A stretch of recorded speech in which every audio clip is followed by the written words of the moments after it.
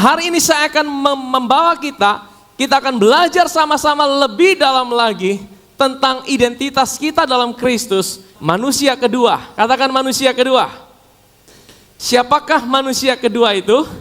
Manusia kedua itu adalah ciptaan yang baru. Nah, mari kita buka firman Tuhan di dalam Roma pasal yang kelima. Saya akan mulai dari sini. Sebab jika oleh dosa satu orang itu dosanya siapa?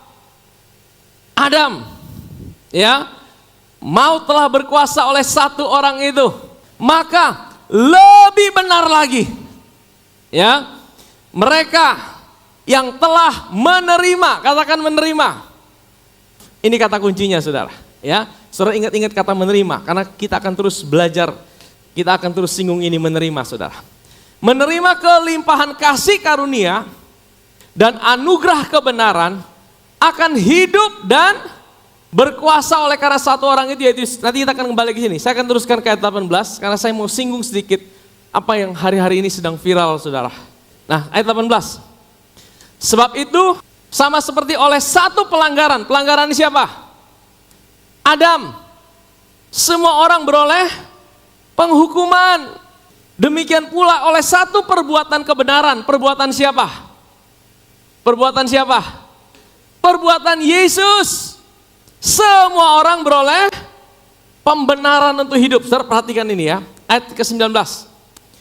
Jadi sama seperti oleh ketidaktaatan satu orang. Siapa? Adam. Semua orang telah menjadi orang berdosa. Jadi kita ini jadi orang berdosa bukan karena kita berbuat dosa. Kita jadi orang berdosa karena Adam berbuat dosa. Karena Adam berbuat dosa, kita jadi orang berdosa. Karena kita orang berdosa, maka kita berbuat dosa. Sudah bisa paham ini? Bisa mengerti ini? Karena kita orang berdosa, nature kita orang berdosa, maka buahnya adalah kita melakukan perbuatan-perbuatan dosa. Ya, tapi kita orang berdosa dari Adam. Tapi dikatakan apa? Demikian pula oleh ketaatan satu orang. Satu orang ini siapa? Yesus. Semua orang menjadi orang benar. Ini yang dipakai oleh yang namanya hari-hari ini ada muncul tuh apa Kristen progresif lah apalah. Jadi dikatakan bahwa karena satu orang berbuat dosa, Adam, semua orang berdosa kan? Clear? Makanya kalau Yesus sudah mati, Yesus sudah bangkit, berarti semua orang udah jadi orang benar dong. Ini ayat bilang gitu. Ini ayat bilang gitu loh. Iya kan? Jadi ini ayat yang dipakai ini sebagai pembenaran bahwa kalau Adam saja gara-gara dia berdosa, semua orang jadi orang berdosa. Masa gara-gara Kristus mati dan bangkit, dia tidak jadikan semua orang-orang benar, berarti Yesus kalah dong dari Adam.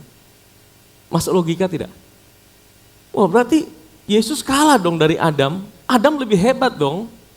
Adam itu dia dosa aja semua orang tanpa perlu tanya-tanya udah berdosa. Masa Yesus sebagai Adam terakhir, manusia kedua, dia mati, bangkit, kok tidak semua orang selamat? Gak masuk akal itu, tidak masuk akal. Harusnya semua orang itu udah lahir baru tanpa mereka sadar atau tidak sadar. Betul tidak salah? Masuk logika tidak? Sepertinya masuk logika. Tapi ada satu kata yang mereka hilangkan. Jadi saudara mesti mengerti ini.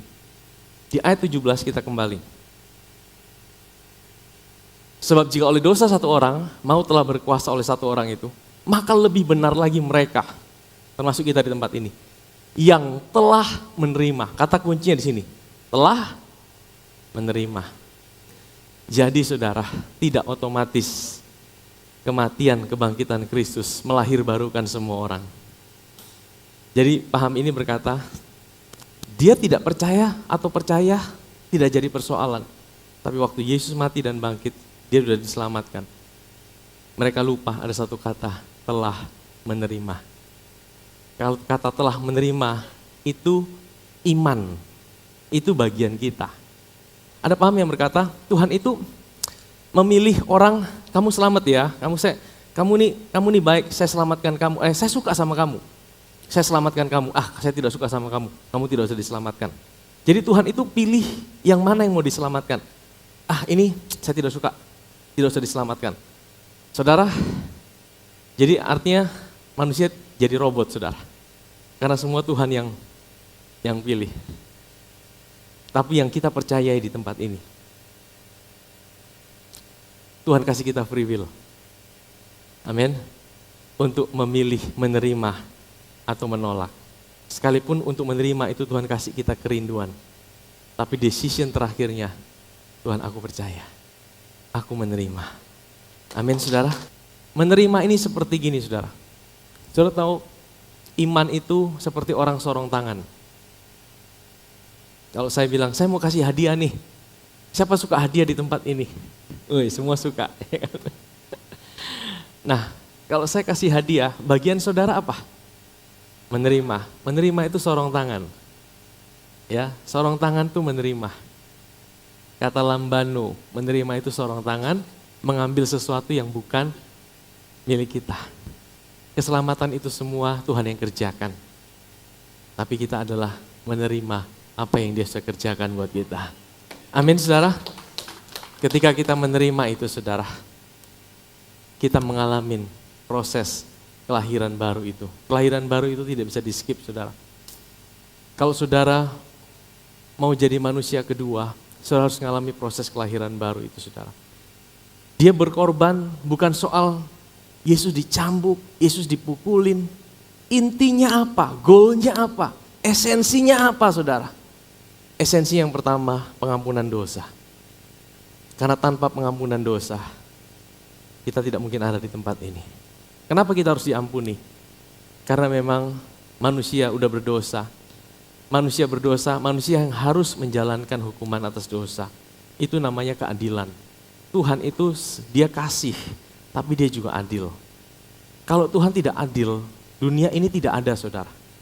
Dunia ini dijalankan dengan keadilan Tuhan. Bukan cuma dengan kasih. Tuhan itu mengasihi manusia. Tuhan tidak rela manusia itu binasa. Tapi Dia juga adil. Adil itu berkata, setiap dosa itu harus dihukum.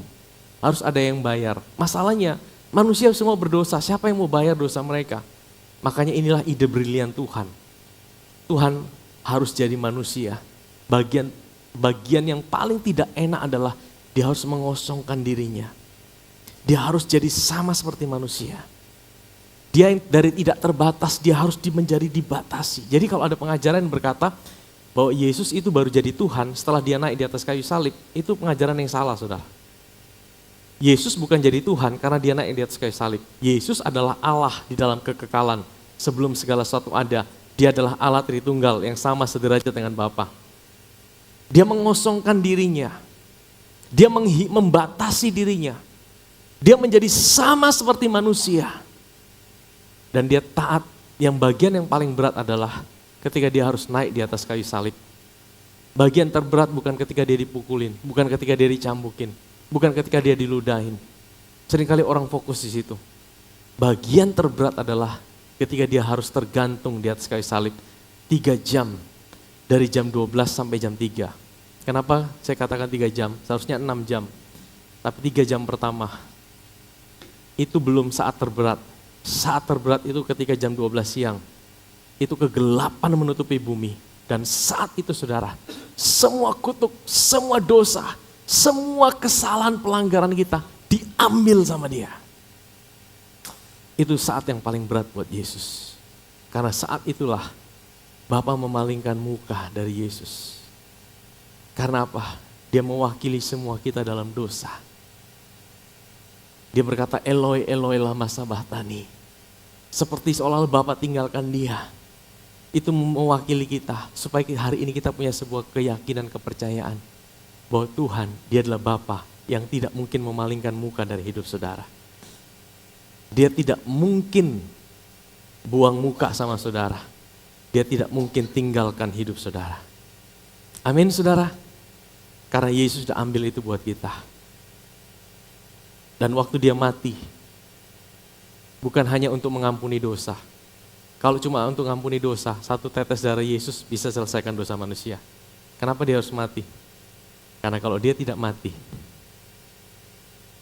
kita tidak mungkin bisa punya hidup yang baru. Kekristenan itu bukan soal yang rusak dijadikan baik. Agama selalu berusaha merubah yang rusak jadi baik.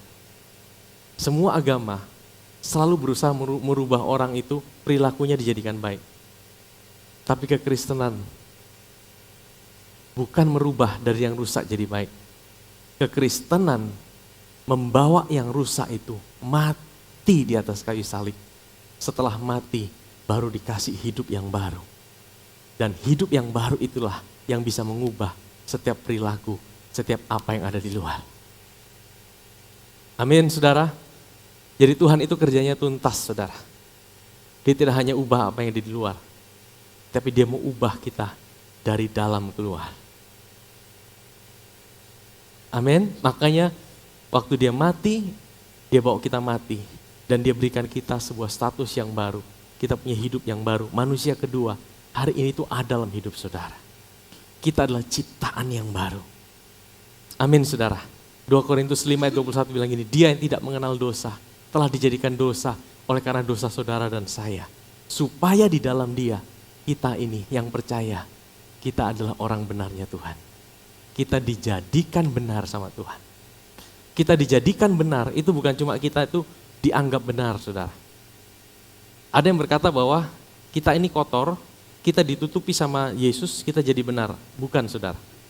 Yang benar adalah kita yang kotor ini dihilangkan sama Tuhan.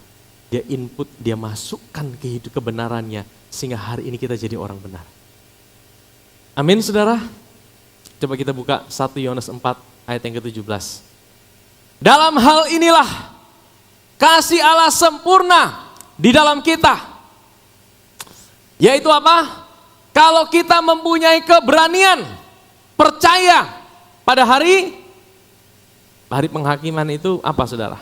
Waktu kita menghadap sama Tuhan. Saudara, kita kalau malam hari ini menghadap sama Tuhan, dipanggil Tuhan, ada yang takut? Oh, tidak ada ya? Hebat. Oh, ada yang takut ya? Jujur, saudara. Ya, saudara, kalau tiba-tiba malam ini Tuhan datang rapture, ya kan? Saudara mau lebih cepat atau lebih lama? Lebih cepat ya. Kenapa lebih cepat? Aduh, beta punya masalah banyak di dunia. Cuman pengen cepat-cepat. Tapi ada juga yang, aduh Tuhan, beta belum siap Tuhan. Beta masih takut.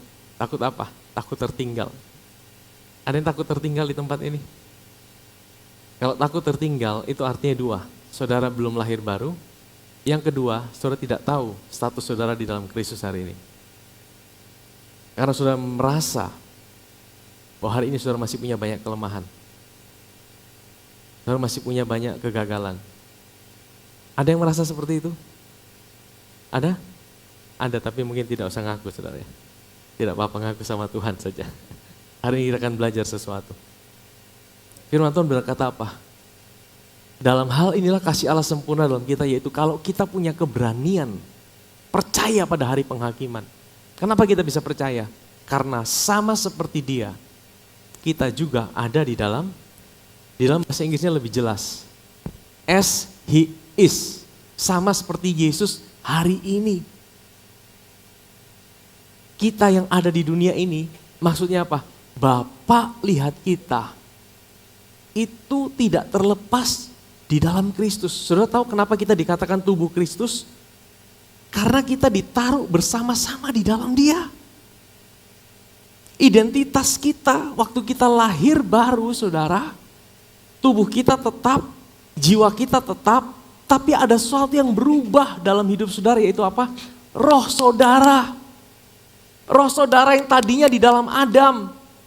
Tapi waktu engkau lahir baru, itu roh saudara itu menjadi satu dengan Kristus, dimeteraikan dengan Roh Kudus. Itulah identitas kita hari ini di dalam Tuhan. Makanya Bapak lihat saudara, saudara dilihat sama Bapak apa?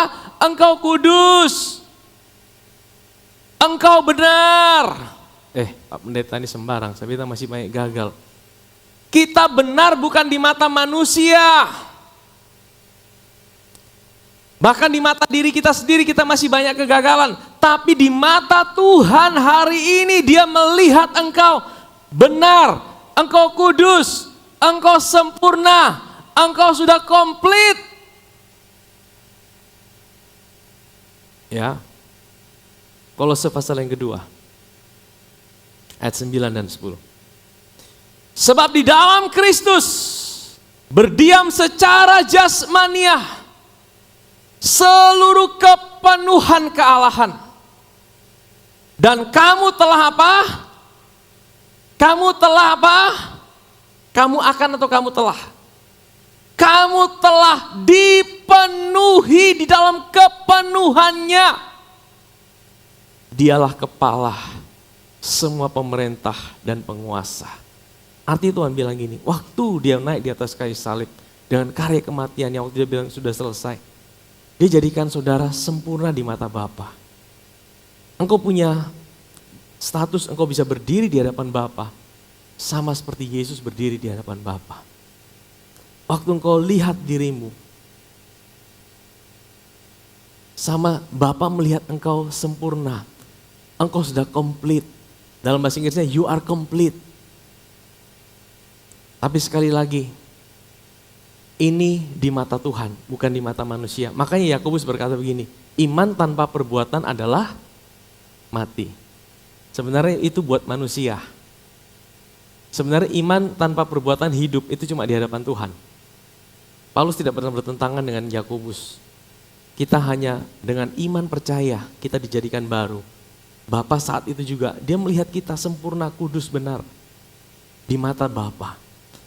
Tapi di mata manusia, manusia tidak bisa lihat iman saudara. Manusia bisa lihat perbuatan saudara. Makanya kita perlu, kalau kita udah lahir baru sungguh-sungguh, goalnya memang perbuatan kita harus berubah. Kalau perbuatan kita tidak berubah, dipertanyakan apakah sungguh-sungguh kita udah lahir baru atau belum. Kalau kita udah lahir baru, tapi kita masih suka tinggal dalam dosa, dipertanyakan apakah sudah sungguh-sungguh kita lahir baru. Ya, karena apa saudara? Karena Tuhan itu mengubah kita dari dalam dulu. Tapi memang goalnya apalah? Goalnya yang terakhir adalah akan kelihatan dari buah apa yang ada di luar. Agama selalu mengajarkan engkau harus berubah dulu yang di luar, baru engkau diterima Tuhan. Tetapi kekristenan berkata, engkau dijadikan baru dulu sama Tuhan. Engkau punya identitas yang baru. Aku melihatmu sempurna, aku melihatmu kudus, aku melihat engkau benar di hadapanku. Waktu engkau sadar itu dan engkau percaya itu, maka itu akan mempengaruhi dan berdampak di dalam apa yang engkau akan lakukan dalam hidup ini. Karena apa yang kau percayai tentang dirimu, itu adalah apa yang akan engkau alami dalam hidup ini. Kalau engkau percaya bahwa engkau adalah orang benar, maka engkau akan melakukan hal-hal yang benar. Ya, saya akan masuk kembali ke Roma 5 ayat 17.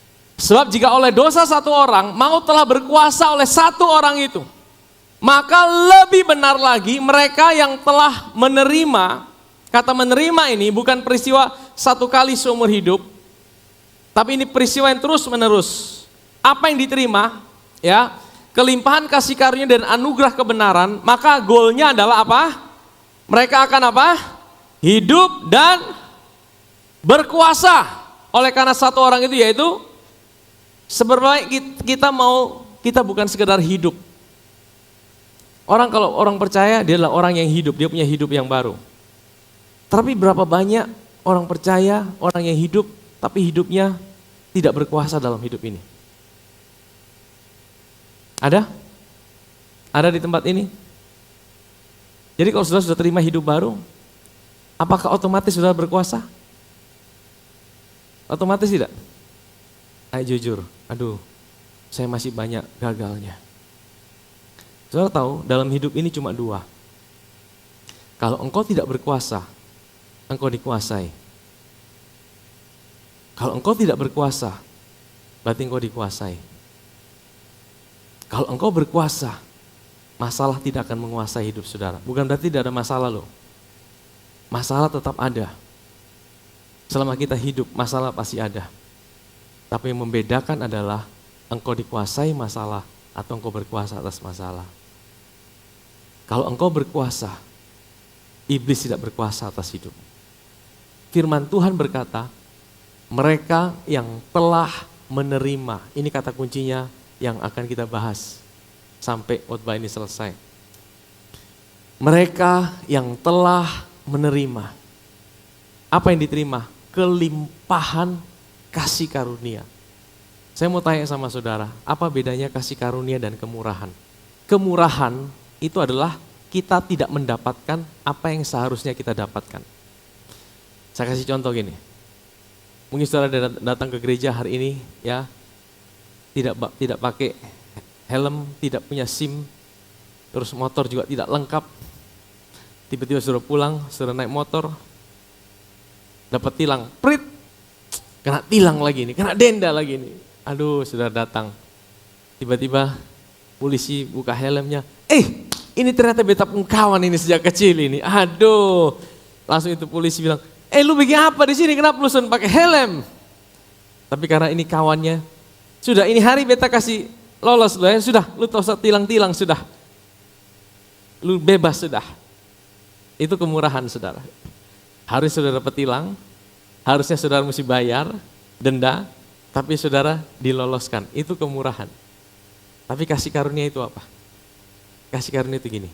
Dan dia bilang, wih lu ini Sulami itu senang ketemu lu Lu di mana saya ini kok baru kelihatan hari ini? Sudah, habis ini ketemu pulang, beta traktir lu makan. Lu mau makan apa? Beta traktir lu makan yang paling enak. Nah, waktu kita ditraktir, itulah kasih karunia. Sesuatu yang tidak layak kita terima. Saudara tahu, kemurahan dan kasih karunia itu terjadi di atas kayu salib. Kita harusnya terima penghukuman. Kita harusnya terima pelanggaran, kutuk. Harusnya kita yang tersalib di atas kayu salib. Tapi Tuhan luputkan kita dengan cara apa? Dia yang ambil itu buat kita. Amin saudara. Tapi bukan cuma kita diluputkan, bukan cuma kita dapat kemurahan, tapi kita juga dikasih kasih karunia-Nya. Apa saudara? Karena Yesus naik di atas kayu salib, dia mati buat kita. Nah ini saudara, kenapa dia mati? Dia mati untuk menjadikan saudara ciptaan yang baru. Hari ini engkau adalah anak-anak kesayangan Bapa di sorga. Engkau jadi ahli waris kerajaan Allah. Engkau punya status hari ini berubah. Engkau bukan lagi orang berdosa. Engkau adalah ciptaan yang baru. Engkau adalah anak-anak yang disayang oleh Bapa di sorga. Itu kasih karunia yang Tuhan kerjakan buat hidup saudara. Amin saudara. Makanya saudara, kuncinya adalah kita harus menerima, bukan cuma satu kali. Makanya di dalam khotbah-khotbah di tempat ini kita harus selalu diingatkan. Kita harus tahu apa yang Yesus kerjakan buat kita. Dan anugerah kebenaran atau the gift of righteousness. Jadi di atas kayu salib saudara, bukan cuma saudara mati, tapi juga saudara mengalami dibenarkan. Saudara jadi orang benar. 2 Korintus 5:21, Yesus ambil dosa kita. Dosa kita dimasukkan sama Yesus. Tapi kebenaran Yesus itu dimasukkan dalam hidup saudara. Sehingga hari ini kita jadi orang benar. Nah ini yang mesti kita tahu. Ini yang mesti kita tahu. Bukan cuma tahu, kita harus sepakat dengan Tuhan. Kita harus sepakat dengan Tuhan. Karena tidak cukup kita lahir baru. Buktinya orang lahir baru banyak yang gagal, banyak yang kalah. Tapi firman Tuhan bilang apa? Kita harus menerima kelimpahan kasih karunia dan anugerah kebenaran. Kita harus tahu siapa diri kita hari ini di dalam Kristus. Waktu kita tahu itu yang akan mengubah hidup kita. Waktu kita percaya itu, kita bukan cuma sekali, kita terus menerus. Kita terima, kita sepakat dengan Tuhan. Saya percaya, kalau kita sungguh-sungguh tahu identitas kita yang akan merubah hidup kita. Kalau orang belum berubah, sebenarnya Dia tidak sedang sadar siapa dirinya sungguh-sungguh dalam Kristus. Ketika Tuhan panggil seseorang, Tuhan itu bukan lihat situasinya pada waktu itu. Tapi Tuhan akan panggil dia berdasarkan apa yang Tuhan telah tetapkan dia. Saya kasih contoh. Saudara tahu namanya Simon Petrus? Namanya dia sebenarnya siapa? Simon. Simon itu artinya apa? Alang-alang. Saudara tahu alang-alang? Gampang digoyang sana, goyang sini. Ini bilang begini, ikut. Ini bilang ini, ikut. Dia seperti alang-alang, ikut arus. Tapi waktu dia ketemu dengan Yesus, apa yang Yesus bilang? Engkau adalah Petrus. Petrus itu apa? Batu karang. Batu karang bisa digoyang-goyang? Batu karang susah, saudara, kecuali gempa bumi. Tapi waktu Yesus bilang dia adalah batu karang, kira-kira dia sudah jadi batu karang belum? Dia masih alang-alang. Tapi Tuhan tidak lihat dia sebagai alang-alang. Tuhan lihat dia sebagai batu karang. Karena dia sadar dia batu karang, itu akan menjadikan dia sungguh-sungguh batu karang, saudara. Amin, saudara. Itu cara Tuhan, saudara. Cara Tuhan seperti itu. Siapa lagi? Gideon. Waktu Gideon ketemu dengan Tuhan pertama kali, dia sedang apa? Dia sedang ketakutan. Dia sedang sembunyi. Dia sedang ketakutan. Tapi waktu Tuhan ketemu dia, Tuhan bilang apa? Hei Gideon. Apa dia bilang? Pahlawan gagah perkasa. Mungkin kalau kita jadi Gideon, Tuhan salah alamat. Beta ini lagi takut. Beta ini penakut Tuhan. Beta bukan pahlawan gagah perkasa. Tuhan tidak bilang, engkau pahlawan gagah perkasa. Lihat ya, Tuhan tidak panggil kita berdasarkan situasi kita. Tuhan panggil kita berdasarkan kenapa dia bentuk hidup kita. Amin. Tuhan tidak panggil saudara berdasarkan situasimu hari ini. Tapi Tuhan lihat saudara berdasarkan apa yang sudah dia bayar buat hidupmu di atas kayu salib. Engkau orang benarnya, engkau orang kudusnya, engkau ciptaan yang baru, engkau milik yang paling berharga kepunyaan Tuhan. Amin saudara. Waktu engkau sadar itu, mungkin hidupmu masih ada kelemahan gagal, tapi kalau engkau sadar itu, saya percaya itu akan mengubah perilakumu. Kalau engkau sadar engkau orang benar, lama-lama engkau bilang, iya beta ini orang benar ya, beta ini anak Tuhan. Kenapa beta punya hidup kok masih seperti ini? Lama-lama engkau akan berubah, semakin kau sadar identitasmu. Amin. Beta ini anak Tuhan loh. Beta ini orang kudusnya Tuhan. Berarti karena beta orang kudus, beta mesti bertingkah laku seperti orang kudus.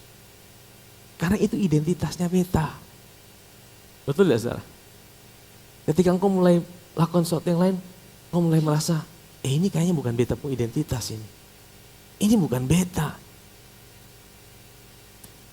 Amin saudara. Ingat di gereja ini kita tidak pernah ajarkan izin berbuat dosa. Kasih karunia bukanlah izin berbuat dosa.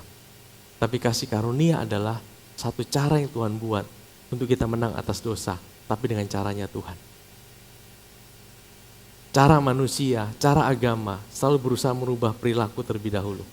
Apa gunanya perilakunya berubah, dalamnya tidak berubah. Tapi Tuhan mau mengubah dalamnya kita. Identitas kita dikasih baru, jati diri kita dikasih baru. Bagaimana Tuhan lihat kita jadi baru. Dan kalau kita sadar, kita percaya apa yang Tuhan sudah kerjakan buat kita, itu akan mengubah hidup kita. Amin saudara. Amin. Amsal 17 ayat 15. Saya perhatikan ini ya. Membenarkan orang fasik dan mempersalahkan orang benar, kedua-duanya adalah kekejian bagi Tuhan. Ya, saudara kita mulai masuk pelan-pelan, saudara. Membenarkan orang fasik itu maksudnya apa? Orang fasik itu bukan orang benar. Dia pura-pura benar. Jadi dia pura-pura benar di hadapan Tuhan. Jadi ada Waktu ada seorang pemuda kaya, dia datang pada Yesus. Dia bilang gini, guru yang baik, apa yang harus aku lakukan supaya aku dapat hidup yang kekal? Tuhan dia bilang apa? Tidak ada seorang pun yang baik selain daripada Allah itu sendiri. Sebenarnya Tuhan mau kasih bilang gini, tidak ada seorang pun manusia itu yang baik kecuali Allah itu sendiri. Serta orang Farisi, itu mereka selalu berusaha tampilkan yang terbaik di depan. Supaya apa? Supaya Tuhan terima mereka seolah-olah mereka itu layak karena mereka baik. Mereka berdoa di pinggir-pinggir jalan. Mereka tunjukkan mereka puasa berapa kali seminggu. Mereka melayani. Dengan apa? Karena aku lakukan ini, aku orang baik. Aku diterima sama Tuhan. Mereka lakukan itu. Padahal pada waktu itu tidak ada seorang pun yang layak di hadapan Tuhan karena apa yang mereka kerjakan. Betul ya saudara? Bahkan kebaikan manusia itu seperti kain kotor. Kesalehan manusia seperti kain kotor. Jadi kenapa Tuhan tuh keras sama orang Farisi? Sampai Tuhan bilang ini, kalian ini seperti kuburan, ular beludak. Di luarnya kuburan itu putih bersih, tapi dalamnya tulang belulang. Kenapa Tuhan sampai bilang gitu sama orang Farisi? Mereka Tuhan keras, supaya apa? Supaya mereka sadar bahwa tidak ada yang baik dalam hidup manusia. Mereka semua orang berdosa. Kalau mereka datang sebagai orang berdosa, mereka bisa ketemu dengan juru selamat. Tapi kalau mereka datang sebagai orang, saya ada dosa, tapi sedikit, banyak baiknya, mereka tidak akan ketemu juru selamat. Makanya aplikasinya buat kita hari ini apa? Kalau saudara belum pernah terima Tuhan Yesus sebagai Tuhan dan juru selamat secara pribadi, engkau harus datang kepada Tuhan sebagai orang berdosa. Engkau tidak bisa bilang, Tuhan, beta ada dosa sih sedikit, tapi yang lain baik Tuhan.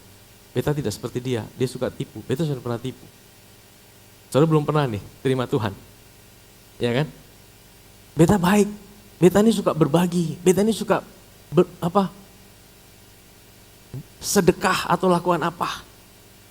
Beta ini jarang-jarang bikin hal yang buruk, makanya beta cuma butuh pengampunan sedikit. Nah, saudara tidak layak, karena saudara tidak datang sebagai orang berdosa. Ya, kalau saudara belum lahir baru maksudnya. Di tempat ini kalau saudara belum lahir baru nanti kita akan berdoa. Jadi kalau kita belum pernah lahir baru, kita harus datang sama Tuhan. Kita ini orang berdosa Tuhan. Makanya kalau saya tuntun orang terima Tuhan, pertama kali belum pernah terima Yesus, harus bilang, aku orang berdosa Tuhan. Amin. Tapi yang kedua, mempersalahkan orang benar. Maksudnya apa? Nah ini penting buat kita yang lahir baru. Perhatikan sungguh-sungguh, waktu engkau datang sama Tuhan, engkau datang sebagai orang benar atau orang berdosa?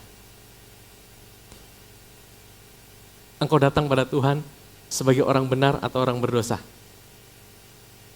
Sebenarnya kita datang pada Tuhan sebagai orang berdosa.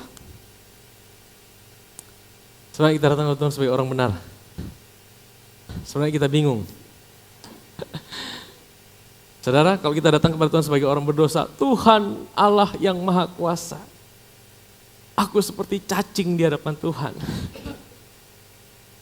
Tuhan yang besar, aku seperti cacing. Aku orang berdosa Tuhan. Itu kalau kita datang kepada Tuhan sebagai orang berdosa.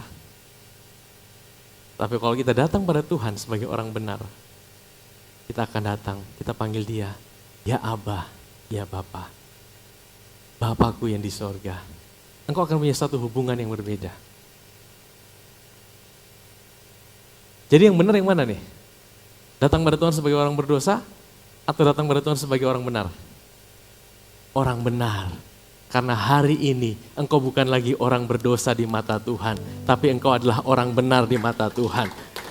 Kalau engkau tahu ini, itu akan mengubah bagaimana caramu berdoa datang sama Tuhan.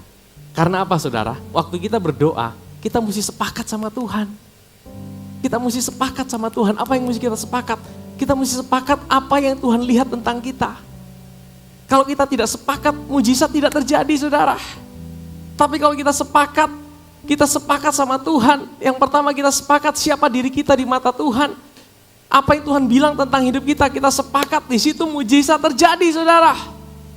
Ada seorang wanita, Sirofenesia, anaknya kerasukan setan.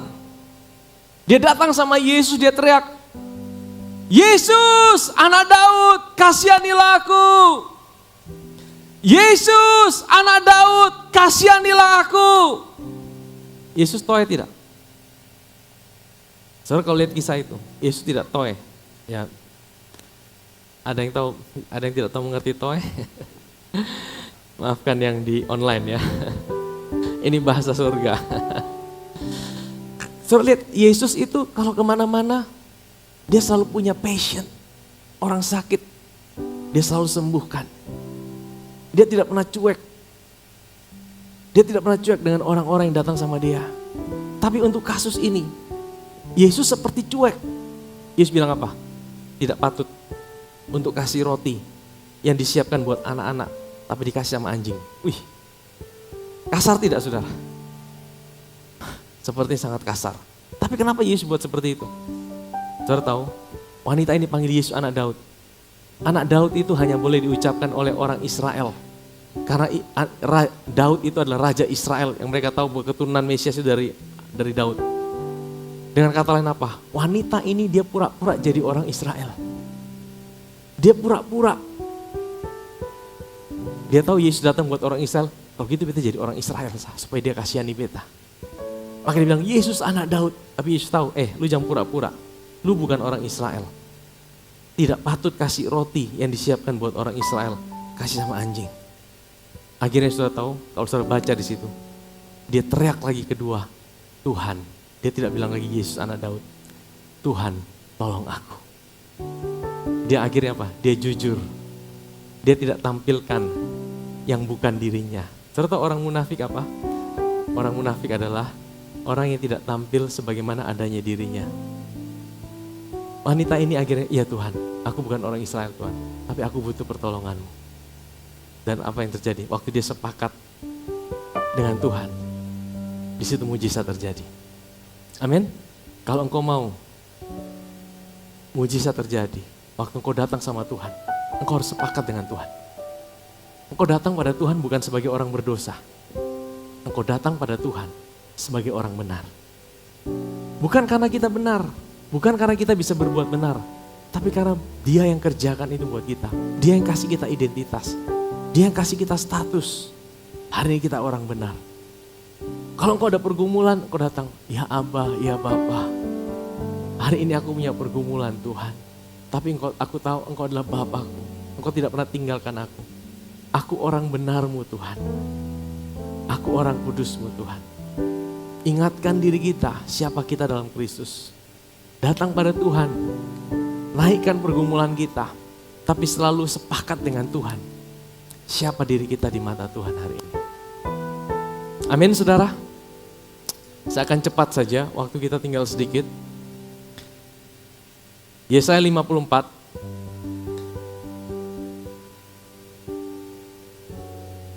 Saya ada lompati beberapa, ya tidak apa-apa, tapi kalau saudara mau dengar yang tadi pagi juga ada lebih lengkap saudara. Di sini katakan apa? Ayat 13, semua anakmu akan menjadi murid Tuhan. Dan besarlah kesejahteraan mereka. Jadi kita di tempat ini kita mau jadi murid semua, amin saudara? Kita mau jadi murid Tuhan, kita mau sama-sama belajar. Ya di tempat ini adalah rumah kita boleh belajar. Next, engkau akan ditegakkan di atas kebenaran. Maksudnya apa? Maksudnya adalah kebenaran ini adalah righteousness. Ini bicara tentang apa? Engkau harus diteguhkan, engkau harus diingatkan, bahkan engkau harus sepakat dengan Tuhan bahwa hari ini engkau adalah orang benarnya Tuhan.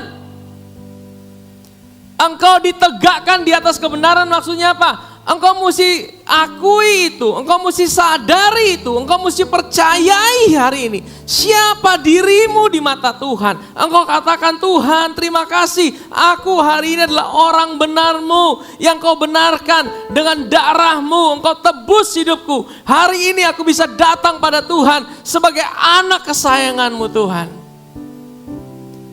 Kita ditegakkan. Engkau akan jauh dari pemerasan. Sebenarnya kita suka diperas. Kita suka mengalami intimidasi. Kalau engkau tahu, engkau adalah orang benarnya Tuhan. itu akan menjauhkan. Engkau ada damai sejahtera, engkau ada kekuatan. Firman Tuhan bilang, sebab engkau tidak usah lagi takut. Engkau akan jauh dari kekejutan. Serunya kita suka kejutan. Surprise, kalau surprise-nya bagus, dapat hadiah baik ya. Tapi kalau surprise-nya dapat masalah terus yang berat-berat, suka tidak? Tidak suka. Tapi firman Tuhan berkata apa? Engkau akan ditegakkan di atas kebenaran. Engkau tidak akan terkejut sekalipun banyak tantangan datang. Banyak masalah. Masalah itu pasti ada, saudara. Masalah tidak mungkin tidak ada. Tapi engkau akan bisa menghadapinya dengan sebuah kekuatan. Karena engkau tahu siapa dirimu dalam Kristus. Next. Ayat yang ke-15. Apabila orang menyerbu, itu bukan daripadaku. Siapapun yang menyerbu engkau, ia akan rebah melawan engkau. Ayat 16. Sesungguhnya akulah yang menciptakan tukang besi, yang menghembus api, yang menghasilkan senjata menurut kecakapannya. Tapi akulah juga yang menciptakan pemusnah untuk merusakkannya. Maksudnya Tuhan bilang gini, kamu tidak tahu bahwa aku ini yang iblis itu adalah malaikat yang jatuh, aku yang ciptakan dia. Ya, semua senjatanya dia aku tahu. Kamu tidak usah takut sama iblis. Kamu tidak usah takut sama setan. Aku yang tahu semua tentang dia. Aku juga yang kalahkan dia. Waktu kita tahu hidup kita, siapa diri kita? Kita adalah orang yang dibenarkan. Kita adalah orang yang dikuduskan. Di mata Tuhan kita adalah orang benarnya. Setiap senjata yang ditempa terhadap engkau tidak akan berhasil. Sebenarnya kita mau ngalamin ini. Setiap senjata yang ditempa terhadap engkau tidak akan berhasil. Setiap orang yang melontarkan tuduhan melawan engkau dalam pengadilan akan engkau buktikan salah. Inilah yang menjadi apa? Bagian hamba-hamba Tuhan. Dan kebenaran yang mereka terima. Kebenaran ini, saudara, sekali lagi, righteousness, status orang benar. Waktu engkau terus menerima, engkau terus menyadari, engkau sepakat dengan Tuhan, bahwa engkau adalah orang benarnya Tuhan. Saudara tahu, bukan berarti tidak ada senjata yang ditempa terhadap engkau. Senjata yang ditempa itu ada setiap hari. Iblis itu selalu punya target atas hidup saudara. Apalagi saudara anak-anak Tuhan, iblis itu punya target untuk menjatuhkan saudara. Kalau saudara orang percaya, orang lahir baru, hidup saudara itu jadi target serangannya dia.